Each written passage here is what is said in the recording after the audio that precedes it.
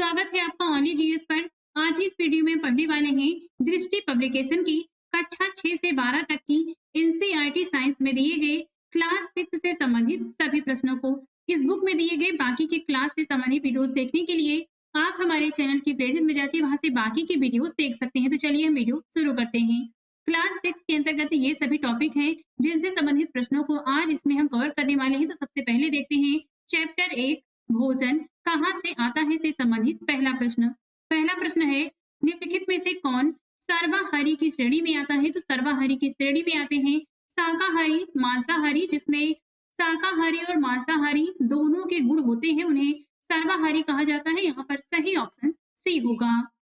जो जंतु केवल पादप खाते हैं उन्हें शाकाहारी कहते हैं तथा जो केवल जंतुओं को खाते हैं उन्हें मांसाहारी कहते हैं। जो जंतु पादप तथा दूसरे प्राणी दोनों को खाते हैं उन्हें सर्वाहारी कहा जाता है। मधुमक्खियां फूलों से मकरंद एकत्र कर इसे भंडारित करती हैं क्योंकि फूल और उनका मकरंद वर्ष में केवल कुछ समय ही उपलब्ध होते हैं। ऑप्शन यहाँ पर ए सही होगा। मधुमक्खियां फूलों से मकरंद एकत्र करती हैं और इसे अपने छत्ते में भंडारित करती हैं क्योंकि फूल और उनका मकरंद वर्ष के केवल उस समय में ही उपलब्ध होते हैं। अतः मधुमक्खियां इस मकरंद का भंडारण कर लेती हैं ताकि पूरे वर्ष इसका उपयोग किया जा सके। निम्नलिखित कथनों पर विचार करके बताना है कि इसमें से कौन सा कथन सत्य नहीं है, यानी कि यहाँ पर हमें गलत कथन बताना है। पहला है पौधे एवं जंतु भोजन के मुख्य स्रोत हैं। सभी पौधे की जड़, तना, पुष्प और पत्तियों को खाया जाता है। तो यहाँ पर दूसरा वाला गलत होगा। कुछ पौधों के दो या दो से अधिक भाग खाने योग्य होते हैं। तो तीसरा सही है, पहला सही है। कौवा मांसाहारी जीव है, तो चौथा भी गलत है।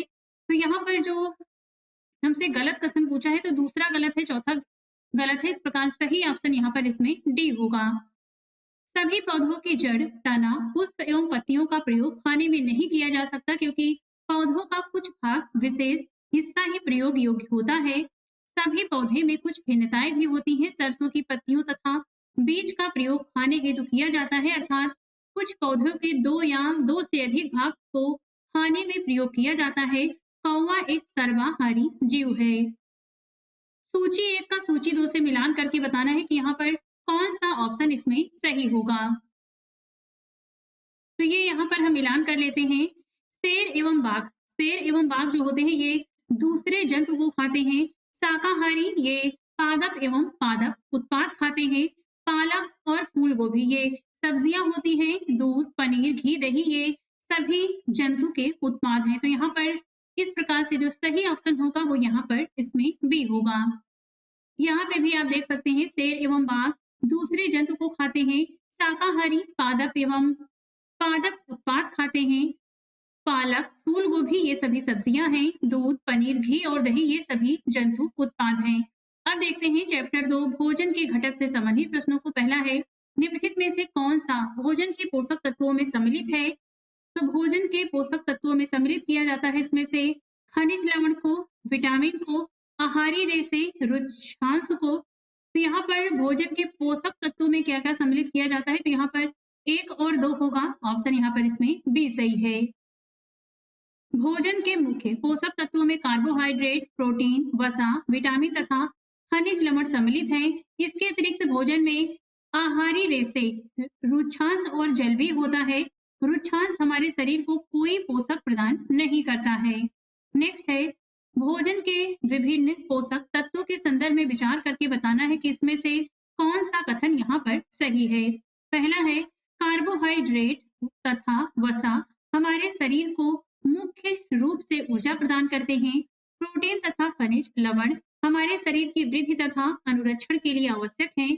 विटामिन हमारे शरीर की रोगों से रक्षा करने में सहायता करते हैं। तो ये तीनों ही कथन यहाँ पर सही है। इस प्रकार सही ऑप्शन यहाँ पर इसमें डी होगा। कार्बोहाइड्रेट और वसा से शरीर को ऊर्जा मिलती है। प्रोटीन तथा खनिज लवण शरीर की वृद्धि एवं अनुरक्षण के लिए आवश्यक हैं। विटामिन हमारे शरीर को रोगों से रक्षा करने में सहायता देते हैं, जबकि रुक्षांश बिना पचे भोजन को बाहर निकालने में हमारे शरीर की सहायता करता है। कार्बोहाइड्रेट के विभिन्न प्रकारों के संदर्भ में विचार करके बताना है कि यहाँ पर कौन सा कार्बोहाइड्रेट का प्रकार नहीं है। अमीनो अम्ल, यहाँ पर शर्करा है, मंड है, अमीनो अम्ल नहीं होगा, तो हमसे यहाँ पर नहीं पूछा है, तो ऑप्शन यहाँ पर ए होगा। कार्बोहाइड्रेट कई प्रकार के होते हैं। हमारे भोजन में पाए जाने वाले मुख्य कार्बोहाइड्रेट मंड तथा शर्करा के रूप में होते हैं। अमीनो अम्ल प्रोटीन होते हैं। वसा भोजन का एक महत्वपूर्ण घटक है। वसा के संदर्भ में निम्नलिखित कथनों पर विचार करके बताना है कि इसमें से कौन सा कथन सही है। पहला है, भोजन में वसा की अत्यधिक मात्रा मोटापे का कारण बनती है, तो पहला सही होगा। वसा शरीर को ऊर्जा प्रदान करता है, दूसरा भी सही है। वसा की तुलना में कार्बोहाइड्रेट की समान मात्रा से हमें अधिक ऊर्जा प्राप्त होती है, तो तीसरा वाला गलत है, पहला दूसरा सही है, ऑप्शन यहाँ पर बी सही होगा। कार्बोहाइड्रेट की तुलना में वसा की समान मात्रा से हमें अधिक ऊर्जा की प्राप्ति होती है। नेक्स्ट है, पोषक तत्वों के अलावा जल भी भोजन का हिस्सा होता है। इस रूप में जल के संदर्भ में निम्नलिखित कथनों पर विचार करके बताना है कि इसमें से कौन सा कथन सही है। कुछ सीमा तक शरीर के लिए आवश्यक जल की पूर्ति खाद्य पदार्थों में उपस्थित जल से ही हो जाती है। जल भोजन में उपस्थित पोषकों को अवशोषित करने और मूत्र तथा पसीने के रूप में अपशिष्ट पदार्थों को शरीर से बाहर निकालने में सहायता करते हैं। तो यहाँ पर ये दोनों ही कथन सही हैं। सही कथन पूछा है हमसे, तो ये दोनों ही कथन सही हैं। इस प्रकार से सही ऑप्शन यहाँ पर सी होगा। सामान्यतः हमारे शरीर को जितने जल की आवश्यकता होती है, वह हमें उन जंतुओं से प्राप्त होता है जिन्हें हम उन वस्तुओं से प्राप्त होता है जिन्हें हम द्रव के रूप में लेते हैं, जैसे कि जल, दूध और चाय इत्यादि। जल भोजन में उपस्थित पोषकों और अवशोषित करने और अपशिष्ट को शरीर से बाहर निकालने में सहायक होता है। एक तरफ विटामिन दिया गया है, एक तरफ अभावजन्य रोग, यानी इस विटामिन के अभाव में कौन सा रोग होता है। तो यहाँ पे हमें मिलान करके बताना है कि इसमें से कौन सा कथन सही होगा। पहला है, विटामिन ए की कमी से होता है दृष्टिहीनता। विटामिन बी1 की कमी से बेरी-बेरी रोग होता है। विटामिन सी की कमी से विटामिन सी की कमी से यहाँ पे स्कर्वी रोग होगा और विटामिन डी की कमी से ये रिकेट्स होगा। तो ये अब मिलान कर लीजिएगा, यहाँ पर सही ऑप्शन इसमें ए होगा। विटामिन ए की कमी से दृष्टिहीनता यानी रतौंधी होती है। कमजोर दृष्टि, अंधेरे में कम दिखाई देना, कभी-कभी पूरी तरह दिखाई देना बंद हो जाना रतौंधी के लक्षण हैं। विटामिन बी1 की कमी से बेरी-बेरी रोग होता है। दुर्बल पेशियां और काम करने की ऊर्जा में कमी इस रोग के लक्षण हैं। विटामिन सी की कमी से स्कर्वी रोग होता है। मसूड़ों से खून निकलना और घाव भरने में अधिक समय लगना इस रोग के प्रमुख कारण हैं, यानी प्रमुख लक्षण हैं। विटामिन डी की कमी से रिकेट्स होता है। इसमें अस्थियां मुलायम होकर मुड़ने लगती हैं। निम्नलिखित कथन में से बताना है कौन सा कथन असत्य है। विटामिन ए त्वचा और आंखों को स्वस्थ रखता है। विटामिन बी1 घाव भरने में सहायक होता है। विटामिन सी रोगों से लड़ने में सहायक है। विटामिन डी हमारी अस्थियों और दांतों के लिए कैल्शियम का उपयोग करने में हमारे शरीर की सहायता करते हैं। तो यहाँ पे असत्य पूछा है, तो बी वाला कथन असत्य है।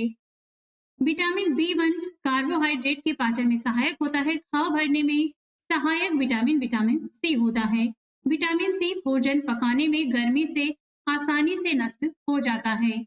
अब देखते हैं खनिज, और यहाँ पर आपको युग्म का मिलान करना है। एक तरफ खनिज दिया गया है, एक तरफ अभावजन्य रोग है, यानी इस खनिज की कमी से कौन सा रोग होता है, तो बताना है इसमें से कौन सा सही सुमेलित है। कैल्शियम की कमी से अस्थिक्षय होता है। आयोडीन की कमी से घेघा ग्वाइटर रोग होता है।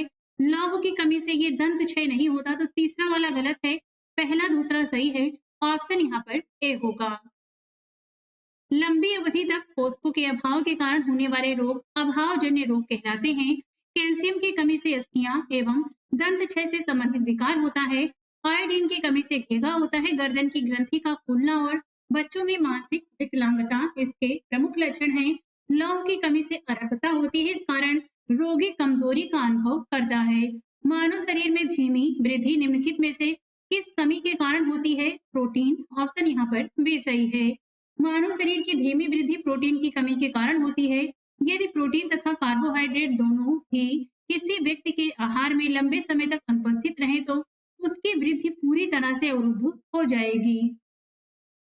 अब देखते हैं चैप्टर 3 तंतु से वस्त्र तक से संबंधित प्रश्न। पहला है तागा यानी धागा पहले पतले तंतुओं से मिलकर बनता है। इन तंतुओं के संदर्भ में निम्नलिखित कथनों में से विचार कर निम्नलिखित कथनों में से बताना है कि इसमें से कौन सा कथन गलत है।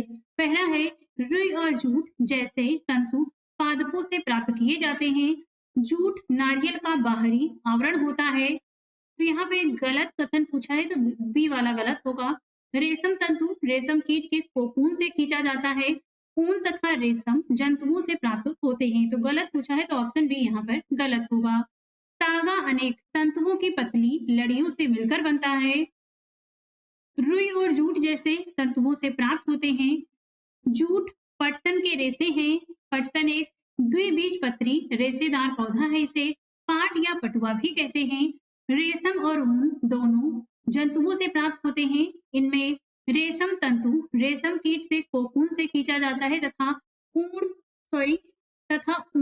भेड़ बकरी खरगोश ऊंट तथा याक के बालों से प्राप्त की जाती है। निम्नलिखित कथनों पर विचार करके बताना है। नीचे यहाँ पर विचार करके बताना है कि इनमें से उपरयुक्त तंतुओं में से कौन से संश्लिष्ट तंतु का उदाहरण है। तो ये होंगे यहाँ पर संश्लिष्ट तंतु, ये होंगे पॉलिस्टर, नायलॉन, एक्रिलिक। तो ये फ्लैक्स और रेशम नहीं होगा, बाकी तीनों होंगे। इस प्रकार सही ऑप्शन यहाँ पर बी होगा। कपास, जूट यानी फ्लैक्स, रेशम तथा ऊन के तंतु पादपों तथा जंतुओं से प्राप्त किए जाते हैं अतः इन्हें प्राकृतिक तंतु कहते हैं। ऐसे रासायनिक पदार्थों से निर्मित तंतु जिनका स्रोत पादप अथवा जंतु नहीं है संश्लिष्ट तंतु कहलाते हैं। पॉलिस्टर, नायलॉन, एक्रिलिक संश्लिष्ट तंतुओं के उदाहरण हैं। नेक्स्ट है भारत में पटसन जूट की खेती प्रमुख रूप से की जाती है। तो ये की जाती है पश्चिम बंगाल में, केरल में नहीं होती, बिहार में होती है और असम में होती है। तो दूसरा नहीं होगा, बाकी तीनों सही है। ऑप्शन यहाँ पर सी सही है। भारत में पटसन की खेती वर्षा ऋतु में की जाती है। पटसन की खेती प्रमुख रूप से पश्चिम बंगाल, बिहार तथा असम राज्य में की जाती है। निम्नलिखित कथनों पर विचार करके बताना है कि इनमें से कौन सा कथन सही है। पहला है पटसन यानी जूट पादप को पुष्पन अवस्था में काटते हैं। पटसन के तनों को कुछ दिनों तक जल में डुबो कर रखते हैं। रेशे से तागे बनाने की प्रक्रिया को कताई कहते हैं। तो ये तीनों ही कथन सही हैं। ऑप्शन यहाँ पर इसमें डी सही होगा।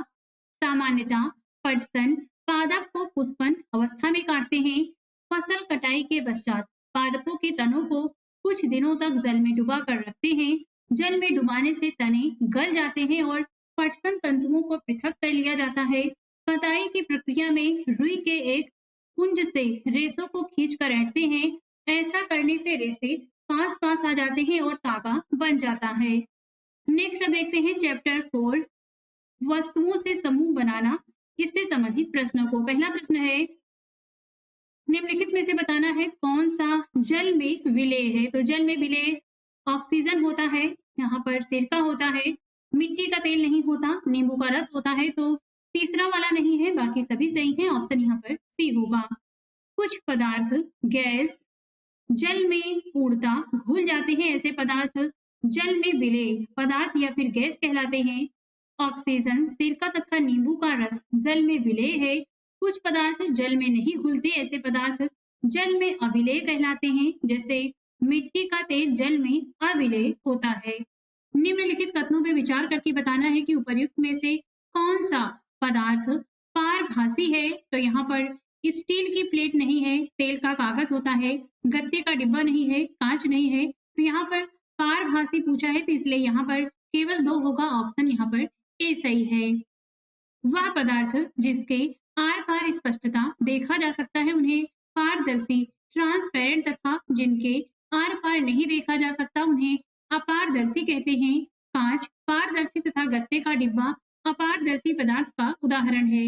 ऐसे पदार्थ जिसके आर पार देखा तो जा सकता है परंतु बहुत स्पष्ट नहीं देखा जा सकता उन्हें पारभासी ट्रांसलूसेंट पदार्थ कहते हैं, जैसे तेल लगा कागज आदि। निम्नलिखित कथनों पर विचार करके बताना है कि कौन सा कथन सत्य नहीं है।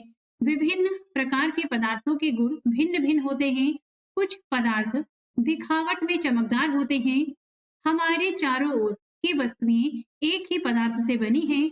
पदार्थों का उपयोग बहुत सी वस्तुओं के निर्माण में किया जा सकता है। तो यहाँ पर सत्य नहीं पूछा है तो दूसरा वाला गलत है, पहला सही है। ऑप्शन यहाँ पर इसमें बी होगा। केवल 2 सही है।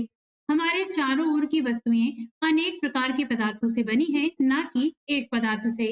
अब देखते हैं चैप्टर 5 पदार्थों के पृथक्करण से संबंधित प्रश्न। पहला है पदार्थों का पृथक्करण सेपरेशन के संदर्भ में निम्नलिखित कथनों में विचार करके बताना है।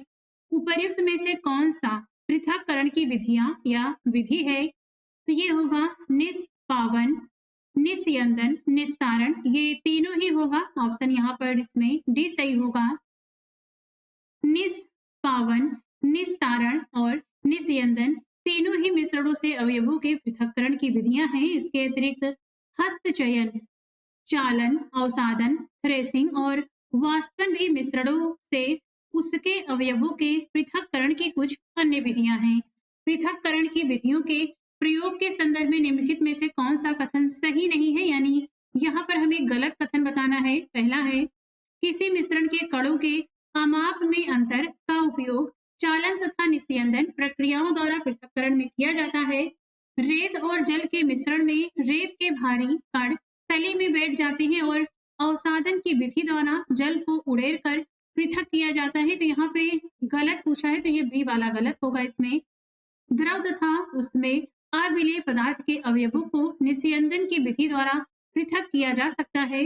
वाष्पन की विधि का प्रयोग द्रव में घुले ठोस को पृथक करने में किया जा सकता है। तो यहाँ पर गलत कथन बी होगा। इसके बारे में देख लेते हैं। चालन की प्रक्रिया में चलनी छन्नी का प्रयोग किया जाता है। इसमें मिश्रित अवयवों के बड़े कणों को चाल कर अलग कर लिया जाता है। अधिक महीन अशुद्धियों को छानने के लिए कपड़े अथवा फिल्टर पत्र का उपयोग करते हैं। इस प्रक्रिया को निस्यंदन कहते हैं। दोनों प्रक्रियाओं में मिश्रण के कणों के अमाप में अंतर का उपयोग किया जाता है। मिश्रण में जल मिलाने पर भारी अवयवों के तले में बैठ जाने के प्रक्रम को अवसादन कहते हैं। अवसादित मिश्रण को बिना हिलाए जल को मिट्टी सहित उड़ेलने की क्रिया को निस्तारण कहते हैं। इस प्रकार भी यहाँ पर गलत है। द्रव में घुले ठोस को अलग करने के लिए वाष्पन विधि का प्रयोग करते हैं। किसी द्रव को वाष्प में परिवर्तित करने की प्रक्रिया को वाष्पन कहते हैं। जिस विलयन सॉल्यूशन में कोई पदार्थ एक सीमा के बाद अधिक न घोला जा सके, ऐसा विलयन निम्नलिखित में से क्या कहलाता है? इसे कहते हैं संतृप्त विलयन। ऑप्शन ए सही होगा। जिस विलयन में किसी पदार्थ की मात्रा एक सीमा से अधिक नहीं घोली जा सके, वह उस पदार्थ का संतृप्त विलयन होता है। किसी पदार्थ के विलयन को गर्म करने पर उसकी विलेयता पर निम्नलिखित में से क्या प्रभाव पड़ता है? तो विलेयता बढ़ती है। ऑप्शन यहाँ पर ए सही होगा। विलयन का तापमान बढ़ने पर उसकी विलेयता बढ़ती है। नेक्स्ट है चैप्टर 6 हमारे चारों ओर के परिवर्तन से संबंधित प्रश्न। पहला है औजारों में लोहे के फलक में बने वलय में लकड़ी का हत्था लगाने के लिए फलक के वलय वाले हिस्से को गर्म किया जाता है। गर्म करने से वलय में निम्नलिखित में से क्या परिवर्तन होता है? तो उसका आकार बड़ा हो जाता है। ऑप्शन यहाँ पर बी सही है। औजारों में लोहे के फलक में एक वलय होता है जिसमें लकड़ी के हत्थे को फंसा दिया जाता है। साधारणतया इस वलय का आमाप लकड़ी के हत्थे के घेरे से थोड़ा छोटा होता है। हत्थे को वलय में फंसाने के लिए वलय को गर्म करते हैं जिससे उसका आकार बड़ा हो जाता है, यानी फैल जाता है। अब हत्था आसानी से इसमें जड़ दिया जाता है। जब वलय ठंडा होता है तो सिकुड़ जाता है जिससे यह हत्थे पर कस जाता है। इसी प्रकार के परिवर्तन का उपयोग बैलगाड़ी के लकड़ी के पहिए पर लोहे के रिम को कसने के लिए भी किया जाता है।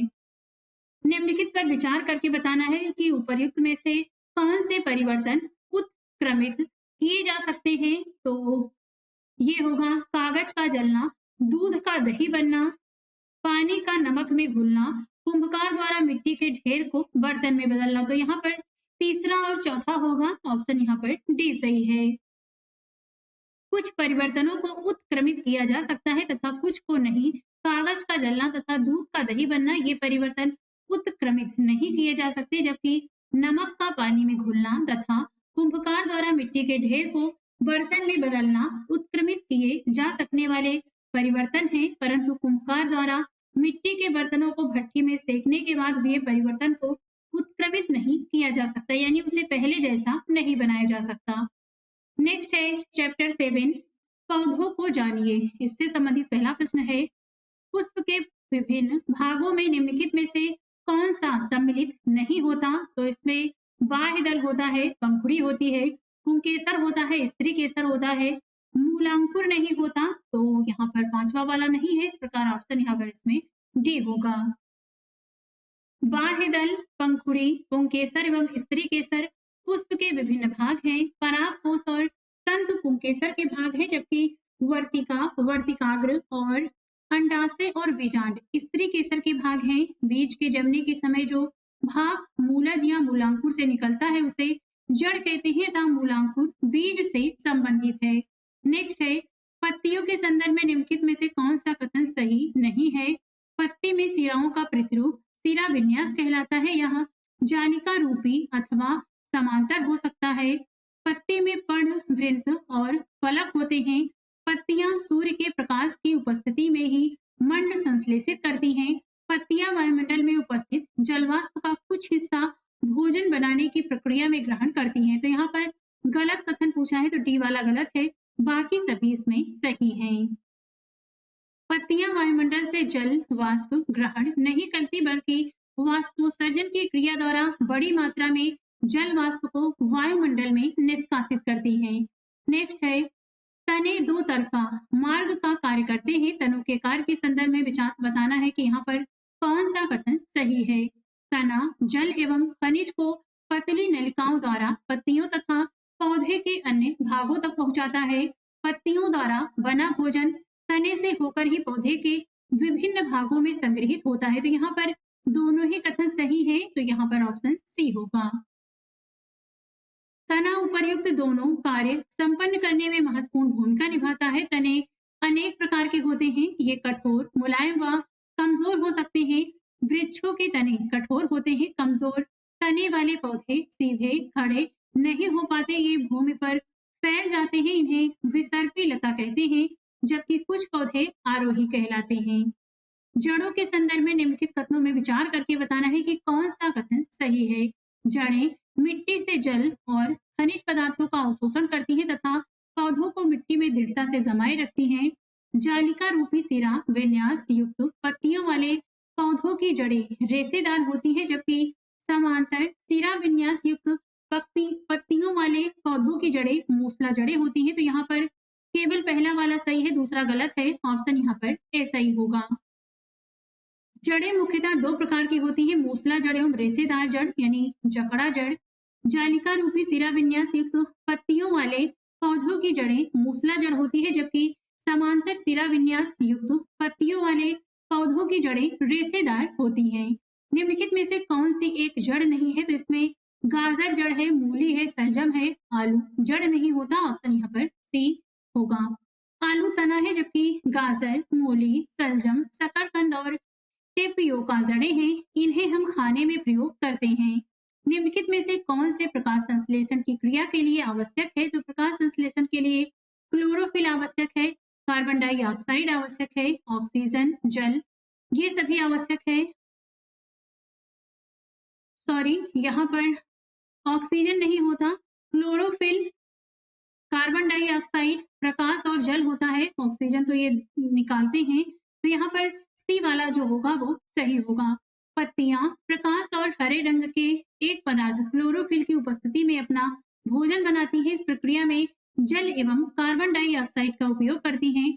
इस प्रक्रम को प्रकाश संश्लेषण कहते हैं।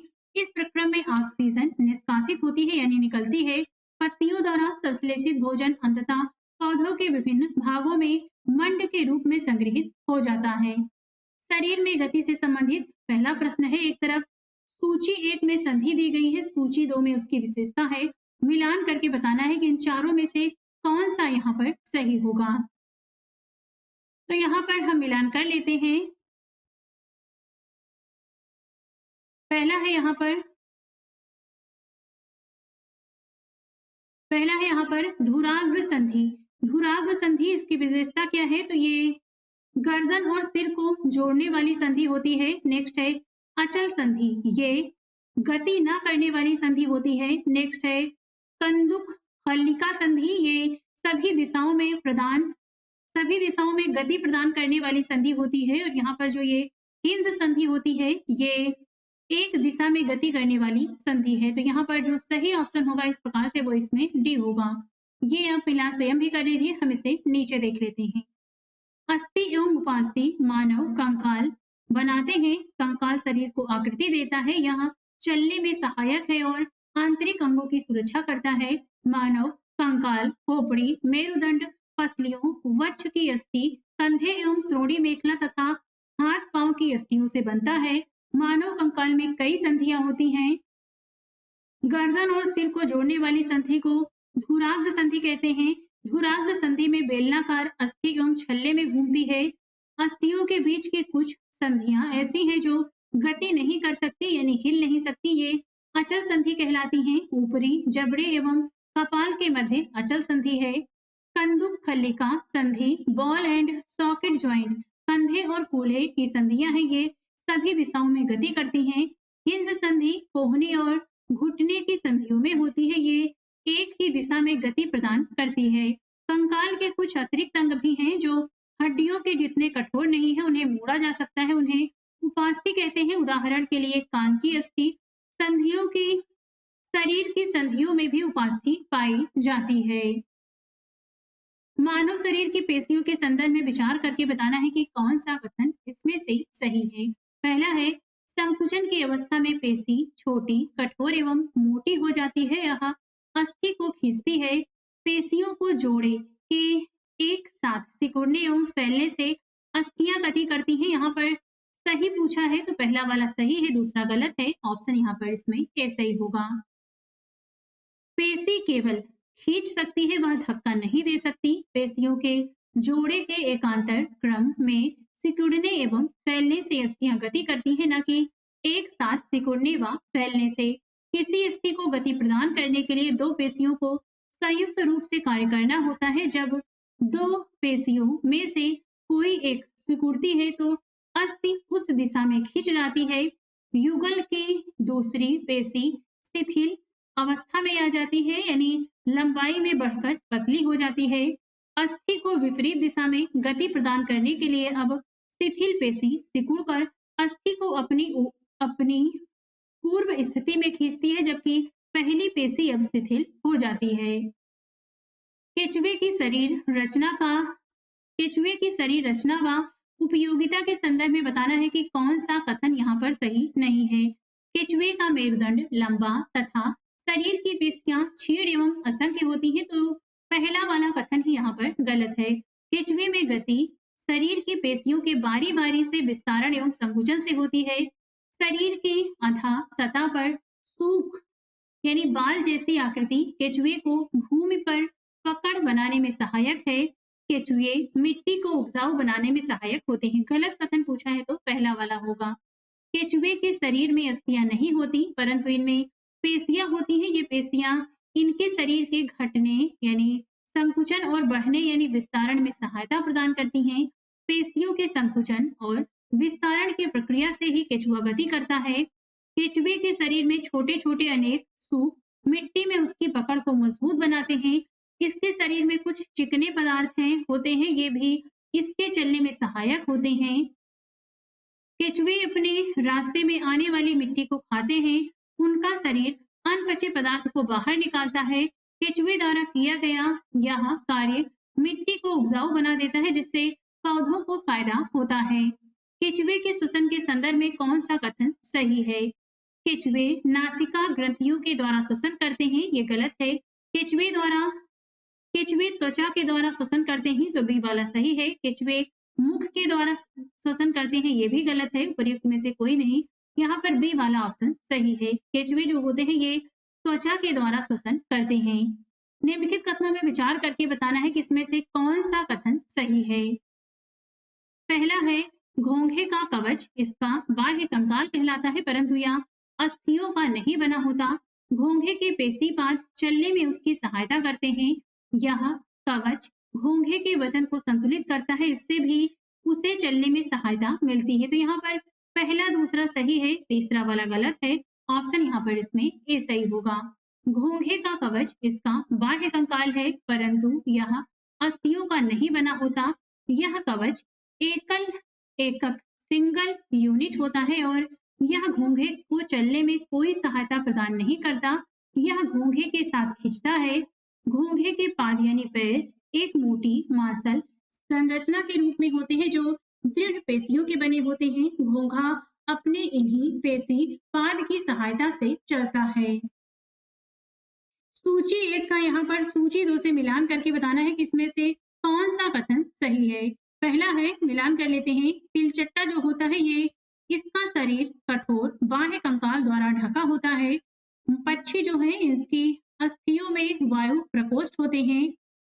यहाँ पर जो मछली है इसका शरीर धारा रेखी होता है और जो सर्प होते हैं इसका शरीर अनेक वलय लूप में मुड़ा होता है। तो इस प्रकार से सही ऑप्शन यहाँ पर इसमें ए होगा। तिलचट्टे का शरीर कठोर बाह्य कंकाल द्वारा ढका होता है। यहाँ कंकाल विभिन्न एककों यूनिट्स की परस्पर संधियों द्वारा बनता है, जिसके कारण गति संभव हो पाती है। तिलचट्टे में उपस्थित विशिष्ट पेशियां चलने और उड़ने में उसकी सहायता करती हैं। पक्षियों की अस्थियों में वायु प्रकोष्ठ होते हैं, जिनके कारण उनकी अस्थियां हल्की परंतु मजबूत होती हैं। अग्रपाद की अस्थियां रूपांतरित होकर पक्षी के पंख बनाती हैं। मछली का सिर एवं पूंछ उसके मध्य भाग की अपेक्षा पतले एवं नुकीले होते हैं। शरीर की ऐसी आकृति धारा रेखी कहलाती है। मछली शरीर के दोनों ओर एकांत क्रम में वलय बनाकर जल में तैरती है।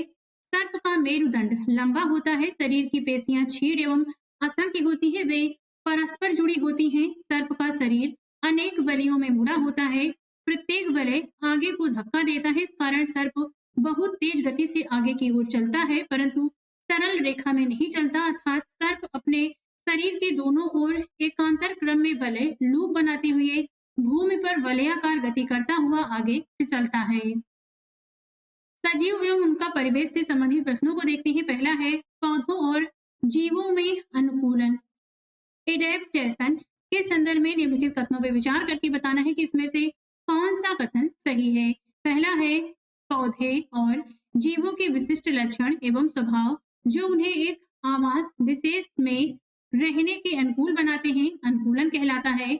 मैदानी क्षेत्र के एक व्यक्ति को ऊंचे पहाड़ी क्षेत्र में तीव्र गति से सांस लेनी पड़ती है, परंतु थोड़े दिनों बाद वह सहज हो जाता है। यह अनुकूलन का सटीक उदाहरण है। तो यहाँ पर हमसे इसमें सही कथन पूछा है, नीचे यहाँ पर सही पूछा है, तो पहला वाला सही है, दूसरा गलत है। ऑप्शन यहाँ पर इसमें ए होगा। अनुकूलन अल्पकाल में नहीं होता है, ये हजारों वर्षों में आए परिवर्तनों के प्रति पौधों व जीवों के अनुकूल होने से संबंधित है। मैदानी क्षेत्र के व्यक्ति को पहाड़ी क्षेत्र में जाने पर सहज होने में कुछ दिन लगते हैं। ये परिवर्तन अल्प अवधि से संबंधित हैं। अल्प अवधि में किसी एक जीव के शरीर में होने वाले ये छोटे छोटे परिवर्तन पर्यानुकूलन कहलाते हैं। ये परिवर्तन हजारों वर्षों में हुए अनुकूलन से भिन्न है। किसी सजीव का परिवेश जिसमें वह रहता है आवास कहलाता है। आवासों में विभिन्न घटक उपस्थित होते हैं। इन घटकों के संदर्भ में निम्नलिखित में से बताना है कि कौन सा इसमें से सही है। पहला है, किसी आवास में पाए जाने वाले सभी जीव, पौधे एवं जंतु उसके जैव घटक हैं।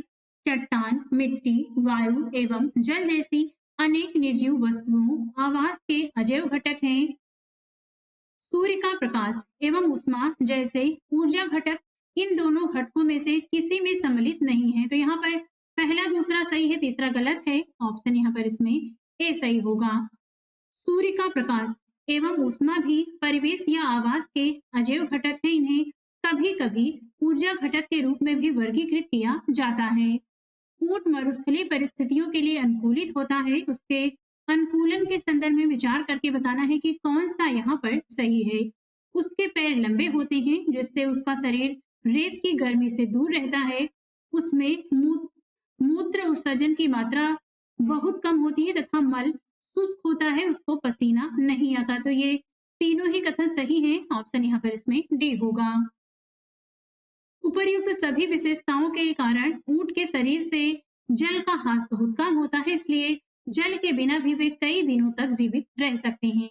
निम्नलिखित में विचार करके बताना है कि उपर्युक्त में से किनका शरीर धारा रेखी नहीं होता है। तो मछली का शरीर होता है, ये ऊपर हम देख भी चुके हैं। स्क्विड और ऑक्टोपस का नहीं होता। ऑप्शन यहाँ पर बी और सी सही है, तो ऑप्शन सी होगा। मछली का शरीर धारा रेखी होता है, यह मछली को पानी में गति करने में सहायक होता है। मछली का शरीर चिकने सल्कों से ढका होता है, ये सल्क मछली को सुरक्षा प्रदान करते हैं, साथ ही जल में सुगम गति में सहायक होते हैं। दूसरे बहुत से समुद्री जंतुओं का शरीर भी धारा रेखी होता है, परंतु स्क्विड एवं ऑक्टोपस जैसे समुद्री जंतुओं का शरीर आमतौर पर धारा रेखी नहीं होता। जब वे जल में चलते हैं तो अपने शरीर को धारा रेखी बना लेते हैं। नेक्स्ट है, निम्नलिखित पर विचार करके बताना है कि इनमें से किनमें श्वसन के लिए गिल यानी क्लोम नहीं होते हैं। तो ऑक्टोपस में होता है, व्हेल में नहीं होता और डॉल्फिन में नहीं होता। तो दूसरा और तीसरा आंसर है, इस प्रकार यहाँ पर सही ऑप्शन सी सही होगा। जल में श्वसन के लिए ऑक्टोपस के शरीर में गिल यानी क्लोम होते हैं। गिल स्क्विड और मछलियों में भी होते हैं, परंतु डॉल्फिन एवं व्हेल जैसे कुछ जंतुओं में गिल नहीं होते। ये सिर पर स्थित नासा द्वार अथवा वात छिद्रों द्वारा श्वास लेते हैं। ये लंबे समय तक बिना श्वास लिए रह सकते हैं। वे समय समय पर समुद्री सतह पर आकर श्वसन छिद्रों से जल बाहर निकालते हैं एवं श्वास द्वारा स्वच्छ वायु अंदर भरते हैं।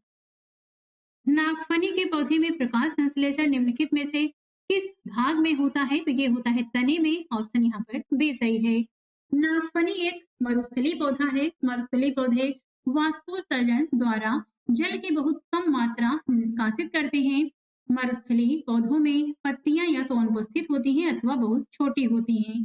कुछ पौधों में पत्तियां कांटों के रूप में होती हैं। इससे पत्ती में होने वाले वाष्पोत्सर्जन से होने वाले जल ह्रास में कमी आती है। नागफनी में पत्ती जैसी संरचना वास्तव में इसका तना होता है। इसमें प्रकाश संश्लेषण सामान्यतः तने में होता है। तना एक मोटी मोमी परत से ढका होता है, जिससे पौधे को जल संरक्षण में सहायता मिलती है।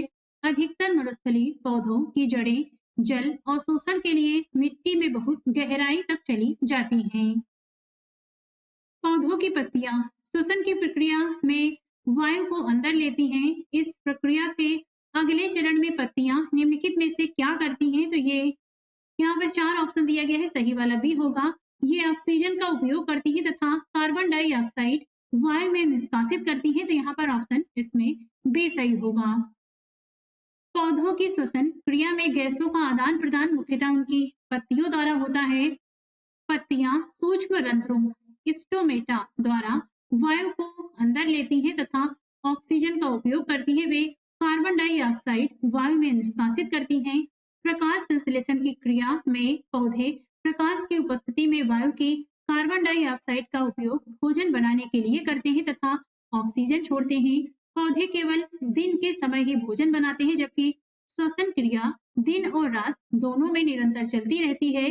भोजन बनाने की प्रक्रिया में निष्कासित ऑक्सीजन की मात्रा पौधे द्वारा श्वसन में उपयोग की गई ऑक्सीजन की अपेक्षा बहुत अधिक होती है। नेक्स्ट है, निम्नलिखित में से किसमें श्वसन क्रिया संपन्न होती है? तो यहाँ पर 3 शब्द दिए गए हैं, इसमें बताना है इनमें से कौन सा सही होगा। तो यहाँ पर पौधों में, जीव में, बीज में, इन सभी में श्वसन क्रिया संपन्न होती है, इसलिए सही ऑप्शन यहाँ पर इसमें डी होगा। श्वसन सभी सजीवों का विशिष्ट लक्षण है। यह सभी सजीवों के लिए आवश्यक है, क्योंकि ग्रहण किए गए भोजन से श्वसन के द्वारा ही शरीर को ऊर्जा मिलती है। पौधे व जीवों के समान ही बीजों में भी श्वसन होता है। उदाहरण, गेहूं की बोरी में कुछ गर्मी उत्पन्न होती है। यह गर्मी बीजों के श्वसन के कारण उत्पन्न होती है। बीजों में श्वसन की क्रिया उस समय भी चलती रहती है जब अन्य जैव प्रक्रम उतने सक्रिय नहीं होते। निम्नलिखित पर विचार करके बताना है कि उपर्युक्त में से कौन से सजीवों, जंतुओं और पौधों दोनों के लक्षणों में सम्मिलित है? तो ये है उत्सर्जन, उद्दीपन के प्रति अनुक्रिया, प्रजनन, यहाँ पर तीनों सही होगा। ऑप्शन यहाँ पर इसमें डी सही है। बाह्य वातावरण में होने वाले कुछ परिवर्तनों जैसे कांटा चुभना, तेज प्रकाश, प्रिय व्यंजन व्यंजन इत्यादि को उद्दीपन कहते हैं। सभी सजीव उद्दीपन के प्रति अनुक्रिया देते हैं। छुई मुई लाजवंती के पौधे की पत्तियां छूने पर अचानक मुरझा जाती हैं, जहाँ पौधों में उद्दीपन के प्रति अनुक्रिया का उदाहरण है। प्रजनन पौधे व जंतुओं दोनों में होता है, परंतु दोनों में उसके तरीके भिन्न हैं। गति एवं दूरियों का मापन देखते हैं। पहला प्रश्न है इससे संबंधित, निम्नलिखित में से लंबाई का एसआई मात्रक कौन सा है? तो ये होता है मीटर। ऑप्शन यहाँ पर इसमें ए सही है।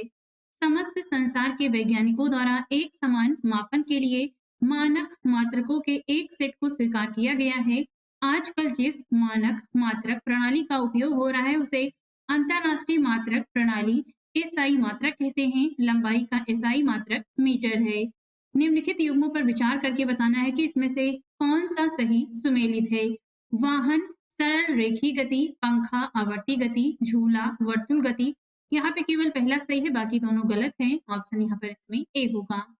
वाहनों की गति सरल रेखीय गति का उदाहरण है, जबकि वस्तुएं सरल रेखा के अनुदिश गति करती हैं, तो ऐसी गति सरल रेखीय गति कहलाती है। जब कोई वस्तु इस प्रकार की गति करती है कि उस वस्तु की किसी नियत बिंदु से दूरी समान रहती है, तो इस प्रकार की गति वर्तुल गति कहलाती है। पंखा, घड़ी की सुई, कुंभकार के चाक आदि की गति वर्तुल गति के उदाहरण हैं। ऐसी गति जो एक निश्चित समयांतराल के पश्चात अपनी गति को दोहराती है उसे आवर्ती गति कहते हैं। पार्कों में लगे सामान्य झूले, घड़ी के पेंडुलम, गिटार के तार, ढोलों के पृष्ठ आदि की गति आवर्ती गति के उदाहरण हैं। निम्नलिखित कथनों पर विचार करके बताना है कि कौन सा कथन इसमें से असत्य है। 1790 ईस्वी में फ्रांसीसियों ने मापन की एक मानक प्रणाली की रचना की जिसे मीटर पद्धति कहते हैं। एक मीटर को 100 बराबर भागों में विभाजित किया जाता है जिसे सेंटीमीटर कहते हैं। एक सेंटीमीटर में 20 मिलीमीटर होते हैं। यहाँ पर असत्य कथन बताना है तो तीसरा वाला असत्य है, पहला दूसरा सही है। ऑप्शन यहाँ पर सी सही होगा। 1 सेंटीमीटर में 10 मिलीमीटर होते हैं, न कि 20 मिलीमीटर। अब देखते हैं चैप्टर 11 प्रकाश, छायाएं एवं परावर्तन से संबंधित प्रश्न। पहला है, निम्नलिखित पर विचार करके बताना है कि इनमें से दर्पण में प्रतिबिंब के बनाने के लिए उपर्युक्त में से कौन सी घटना आवश्यक है। तो इसके लिए परावर्तन आवश्यक होता है, रिफ्लेक्शन। ऑप्शन यहाँ पर इसमें बी होगा, तो यहाँ पर बी केवल 2 सही है। दर्पण में प्रतिबिंब का बनना प्रकाश के परावर्तन के कारण होता है, अपवर्तन तथा विवर्तन इसके लिए आवश्यक नहीं है। व्यक्ति वस्तुओं को देख सकता है जब प्रकाश वस्तु पर पड़े और आंखों की तरफ आए। ऑप्शन यहाँ पर इसमें सी सही होगा। व्यक्ति वस्तु को तभी देख पाता है जब प्रकाश वस्तु पर पड़ता है और फिर वस्तु से आंखों पर आता है। निम्नलिखित कथनों में विचार करके बताना है। यहाँ पर निम्नलिखित कथनों में बताना है कौन सा कथन असत्य है। जब प्रकाश के पथ में कोई अपारदर्शी वस्तु आ जाती है तो उस वस्तु की छाया नहीं बनती है। दर्पण परावर्तन से हमें स्पष्ट प्रतिबिंब प्राप्त होता है। पारभासी वस्तुएं प्रकाश के कुछ भाग को ही अपने में से होकर जाने देती हैं। प्रतिबिंब छायाओं से अत्यधिक भिन्न होते हैं। तो यहाँ पर असत्य पूछा है तो पहला वाला असत्य है। जब प्रकाश के पथ में कोई अपारदर्शी वस्तु आ जाती है तो उस वस्तु की छाया नहीं बनती। ये पहला वाला गलत है, बाकी सभी सही हैं। जब प्रकाश के पथ में कोई अपारदर्शी वस्तु आ जाती है तो उस वस्तु की छाया बनती है। अन्य सभी कथन सत्य हैं। विद्युत तथा परिपथ से संबंधित पहला प्रश्न है, निम्नलिखित कथनों पर विचार करके बताना है कि कौन सा कथन इसमें से सही है। विद्युत सेल उसमें संचित रासायनिक पदार्थों से विद्युत उत्पन्न करता है। विद्युत सेल में एक सिरा धनात्मक तथा दूसरा ऋणात्मक होता है। विद्युत स्विच का उपयोग विद्युत धारा के प्रवाह को रोकने या प्रारंभ करने के लिए किया जाता है। तो यहाँ पर पहला दूसरा तीसरा तीनों सही हैं। ऑप्शन यहाँ पर इसमें डी सही होगा। विद्युत सेल में विद्युत उसमें संचित रासायनिक पदार्थों के कारण उत्पन्न होती है। इस सेल का एक सिरा धनात्मक जबकि दूसरा ऋणात्मक होता है। स्विच एक सरल युक्ति है जो विद्युत धारा के प्रवाह को रोकने या प्रारंभ करने के लिए परिपथ को तोड़ने अथवा जोड़ने का कार्य करती है। नेक्स्ट है, निम्नलिखित कथनों पर विचार करके बताना है कि उपर्युक्त कथनों में से कौन सा कथन कौन सा यहाँ पर विद्युत चालक का उदाहरण है। तो ये होगा थर्माकोल नहीं है, वायु भी नहीं है, मानव शरीर और एल्युमिनियम की पत्ती। तीसरा और चौथा यहाँ पर विद्युत चालक के उदाहरण है, तो यहाँ पर ऑप्शन सी सही होगा।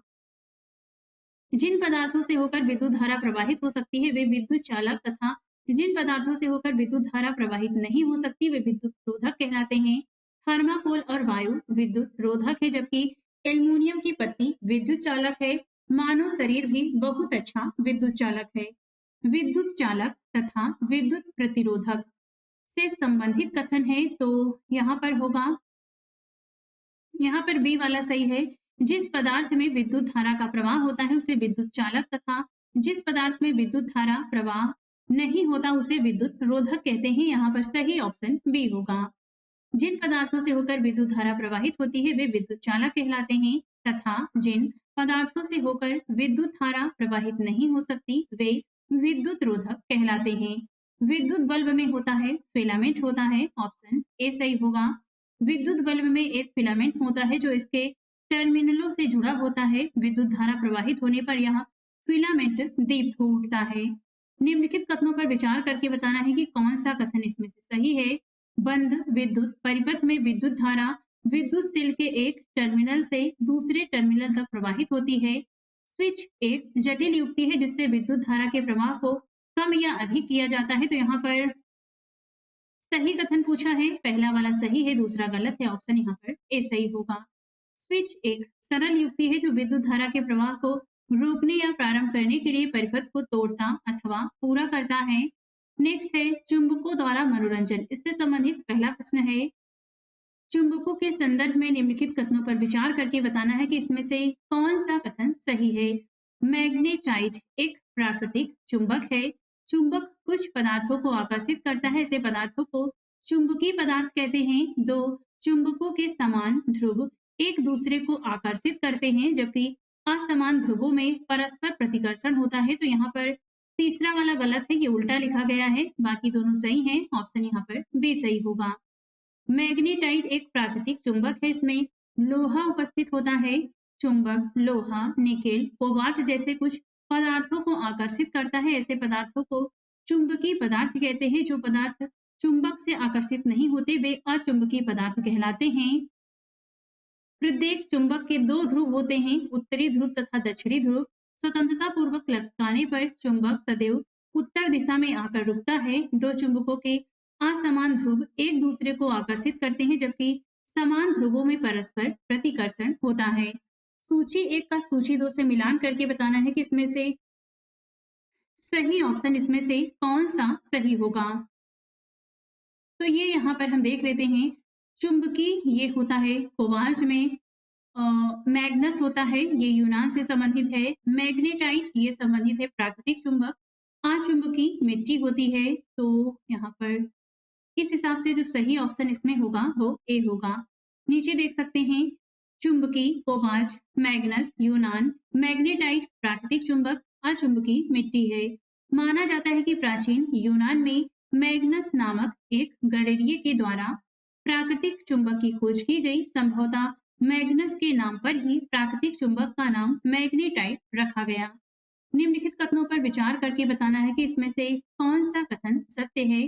प्रत्येक चुंबक के उत्तरी तथा दक्षिणी दो ध्रुव होते हैं।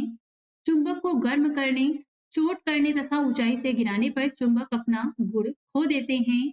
स्वतंत्रता पूर्वक लटकाने पर चुंबक सदैव उत्तर दक्षिण दिशा में आकर रुकता है। कृत्रिम चुंबक एक ही आकार के बनाए जाते हैं। तो चौथा गलत है, बाकी तीनों सही हैं इसमें, इसलिए सही ऑप्शन सी होगा। प्रत्येक चुंबक के दो ध्रुव उत्तरी और दक्षिणी होते हैं। चुंबक को गर्म करने, उस पर चोट करने तथा ऊंचाई से गिराने पर उसके चुंबकीय गुण नष्ट हो जाते हैं। यदि किसी चुंबक को स्वतंत्रता पूर्वक लटकाया जाए तो सदैव उसका एक सिरा उत्तर की ओर तथा दूसरा सिरा दक्षिण की ओर आकर रुकता है, इसलिए उन्हें क्रमशः उत्तरी ध्रुव तथा दक्षिणी ध्रुव कहा जाता है। कृत्रिम चुंबक को विभिन्न आकारों में बनाया जा सकता है। जल से संबंधित पहला प्रश्न है। यहाँ पे उपर्युक्त ये कथन है, इसमें बताना है 3 शब्द दिए गए हैं, उपर्युक्त में से बताना है किन कारणों से बर्फयुक्त जल से भरे गिलास की बाहरी सतह पर जल की छोटी बूंदें एकत्रित हो जाती हैं, तो ये होता है संघनन। ऑप्शन यहाँ पर इसमें सी सही होगा। जल वाष्प के द्रव अवस्था में परिवर्तित होने की प्रक्रिया को संघनन कहते हैं। बर्फ युक्त जल से भरे गिलास की बाहरी सतह पर जल की छोटी बूंदें संघनन कंडेंसेशन के कारण एकत्र हो जाती हैं। वायु में जलवाष्प उपस्थित होते हैं। जब वायु किसी ठंडे पृष्ठ के संपर्क में आती है तो इसमें उपस्थित जलवाष्प ठंडा होकर संघनित हो जाता है तथा जल की बूंदें पृष्ठ पर दिखाई पड़ती हैं। वाष्पन और वाष्पोत्सर्जन दोनों जल द्रव से वाष्प अवस्था में बदलता है। जल चक्र के संदर्भ में बताना है कि इसमें से कौन सा कथन सही है। वायु में जल वाष्पन तथा संघनन के प्रक्रमों का प्रवेश वायु में जल वाष्पन तथा संघनन के प्रक्रमों द्वारा प्रवेश करता है। जल को पृथ्वी के पृष्ठ पर पुनः वापस लाने में वाष्पोत्सर्जन प्रक्रम की महत्वपूर्ण भूमिका है। वायु में प्रविष्ट जल से बादल बनते हैं और वर्षा ओले तथा हिम के रूप में जल पुनः धरती पर वापस आ जाता है। तो इसमें सही कथन पूछा है तो तीसरा वाला सही है, बाकी दोनों गलत हैं, इसलिए सही ऑप्शन यहाँ पर इसमें सी होगा। वायु में जल वाष्पन तथा वाष्पोत्सर्जन के प्रक्रमों द्वारा प्रवेश करता है। प्रकृति में जल चक्र के लिए वायु में जलवाष्प का उपस्थित होना अनिवार्य है। जल को पृथ्वी के पृष्ठ पर पुनः वापस लाने में संघनन प्रक्रम महत्वपूर्ण होता है, जबकि वाष्पोत्सर्जन से जल वायु में जाता है। वायु में प्रविष्ट जल जलवाष्प के रूप में होता है जिससे बादल बनते हैं। यह जल वर्षा ओले तथा हिम के रूप में पुनः धरती पर वापस आता है। अंतिम चरण में यह जल नदियों व झरनों से होता हुआ पुनः महासागरों में आ जाता है। इस प्रकार जल चक्र पूर्ण होता है, इसलिए पृथ्वी पर जल की कुल मात्रा समान ही रहती है। निम्नलिखित कथनों पर विचार करके बताना है कि कौन सा कथन सही नहीं है। वर्षा का जल एकत्र करने को वर्षा जल संग्रहण कहा जाता है। समुद्रों और महासागरों के जल में बहुत से लवण घुले होते हैं जिससे जल खारा होता है तथा पानी पीने योग्य नहीं होता। तो यहाँ पर इसमें हमसे पूछा है कि कौन सा सत्य नहीं है, यानी असत्य पूछा है, तो ये दोनों ही सत्य हैं, इसलिए सही ऑप्शन यहाँ पर इसमें डी होगा। वर्षा के जल को एकत्र करना ही वर्षा जल संग्रहण कहलाता है। समुद्रों और महासागरों में लवण की उपस्थिति के कारण जल खारा होता है, इसलिए यह पीने योग्य नहीं होता। Rime of the Ancient Mariner कविता के रचयिता हैं, तो ये हैं एस.टी. कोलरिज। ऑप्शन यहाँ पर बी सही है। एस.टी. कोलरिज द्वारा 1798 में लिखी गई कविता Rime of the Ancient Mariner है। इस कविता में कवि ने महासागर में भटके किसी जहाज के नाविकों की करुण गाथा का उल्लेख किया है। इस कविता की एक पंक्ति है, हर जगह जल ही जल, पीने के लिए कोई बूंद नहीं। अब देखते हैं हमारे चारों ओर वायु से संबंधित प्रश्नों को। पहला है, वायु अनेक गैसों का मिश्रण है। इस मिश्रण के मुख्य अवयवों के संदर्भ में निम्नलिखित कथनों पर विचार करके बताना है कि कौन सा कथन इसमें से सही है। पहला है, वायु में ऑक्सीजन और नाइट्रोजन मिलकर वायु का 99% भाग बनाते हैं। शेष 1% भाग में कार्बन डाइऑक्साइड, कुछ अन्य गैसें, जल वाष्प तथा धूल के कण होते हैं। तो ये दोनों ही कथन सही हैं। ऑप्शन यहाँ पर इसमें सी सही होगा। वायु अनेक गैसों का मिश्रण है। इसमें मुख्यतः नाइट्रोजन, ऑक्सीजन, थोड़ी मात्रा में कार्बन डाइऑक्साइड तथा इससे भी कम मात्रा में अन्य गैसों का मिश्रण होता है। इस मिश्रण का लगभग 99% भाग ऑक्सीजन 20.95%, नाइट्रोजन 78.09% से बनता है, जबकि शेष 1% में आर्गन 0.93%, कार्बन डाइऑक्साइड 0.04%, कुछ अन्य गैसें, जल वाष्प तथा धूल के कण होते हैं। इस मिश्रण से बनी वायु की जो परत पृथ्वी को घेरे हुए है उसे वायुमंडल कहते हैं। निम्नलिखित कथनों पर विचार करके बताना है कि इसमें से कौन सा कथन सत्य नहीं है। पहला है, गतिशील वायु को पवन कहते हैं। वायु स्थान नहीं घेरती है। वायु की वह परत जो पृथ्वी को घेरे हुए है उसे वायुमंडल कहते हैं। वायु प्रत्येक स्थान पर मिलती है, इसे देख सकते हैं। तो दूसरा और चौथा गलत है, बाकी दो सही हैं। गलत कथन पूछा है तो आंसर यहाँ पर डी होगा। गतिशील वायु को पवन कहते हैं। वायु स्थान घेरती है तथा वायु प्रत्येक स्थान पर मिलती है, लेकिन इसे देखा नहीं जा सकता है। वायु की परत को पृथ्वी वायु की परत जो पृथ्वी को घेरे हुए है उसे ही वायुमंडल कहते हैं। कथन कार्ड है जिसमें कथन है, जलीय प्राणी श्वसन के लिए जल में घुली वायु का उपयोग करते हैं, क्योंकि वायु नाइट्रोजन, ऑक्सीजन, कार्बन डाइऑक्साइड, जल वाष्प तथा कुछ अन्य गैसों का मिश्रण है। तो यहाँ पर बताना है कौन सा सही है। तो ए और आर दोनों सही है, परंतु आर ए की सही स्पष्टीकरण नहीं करता, इसलिए सही ऑप्शन बी होगा। जलीय प्राणी श्वसन के लिए जल में घुली वायु का उपयोग करते हैं। वायु में ऑक्सीजन, नाइट्रोजन, कार्बन डाइऑक्साइड, जलवाष्प तथा कुछ अन्य गैसों का मिश्रण पाया जाता है। निम्नलिखित में से कौन सा वायु घटक जलने में सहायक होता है? तो ये होता है ऑक्सीजन, ऑप्शन बी सही है। जलने की क्रिया केवल ऑक्सीजन की उपस्थिति में ही संभव है। प्रकृति में जल चक्र के लिए वायु में जलवाष्प की उपस्थिति होना अनिवार्य है। पादप एवं जंतु श्वसन प्रक्रिया में ऑक्सीजन का उपयोग करते हैं और कार्बन डाइऑक्साइड बनाते हैं। कचरा संग्रहण एवं निपटान से संबंधित पहला प्रश्न है, वर्मी कंपोस्टिंग अथवा कृमि कंपोस्टिंग में लाल केचुओं का प्रयोग होता है। इन लाल केचुओं के संदर्भ में निम्नलिखित कथनों पर विचार करके बताना है कि कौन सा कथन इसमें से सही है। लाल केचुए के दांत नहीं होते, ये भोजन को घिसड़ की सहायता से पीसते हैं। अंडे के छिलके अथवा समुद्री शंख या सीपी का चूरा भोजन को पीसने में केचुओं की सहायता करता है। तो ये दोनों ही कथन सही हैं, ऑप्शन यहाँ पर इसमें सी सही होगा। केचुए किसानों के मित्र कहे जाते हैं। लाल केचुओं की सहायता से कंपोस्ट बनाने की इस विधि को वर्मी कंपोस्टिंग अथवा कृमि कंपोस्टिंग कहते हैं। लाल केचुए के दांत नहीं होते, इसमें एक विशेष संरचना होती है जिसे गिजड़ कहते हैं, जो भोजन को पीसने में इसकी सहायता करता है। अंडे के छिलके अथवा समुद्री शंख या सीपी का चूरा आहार के साथ मिलाने पर यह भोजन को पीसने में केचुओं की सहायता करता है। लाल केचुए बहुत गर्म अथवा ठंडे वातावरण में जीवित नहीं रह सकते, इन्हें अपने आसपास नमी की आवश्यकता होती है। निम्नलिखित कथनों पर विचार करके बताना है कि कौन सा कथन इसमें से सही है। पहला है, कागज का पुनः चक्रण संभव है तथा पुनः चक्रण से उपयोगी चीजें बनाई जा सकती हैं। कंपोस्टिंग द्वारा प्लास्टिक को कम हानिकारक पदार्थों में परिवर्तित करना संभव नहीं है। पौधों एवं जंतु अपशिष्टों को खाद में परिवर्तित किया जा सकता है।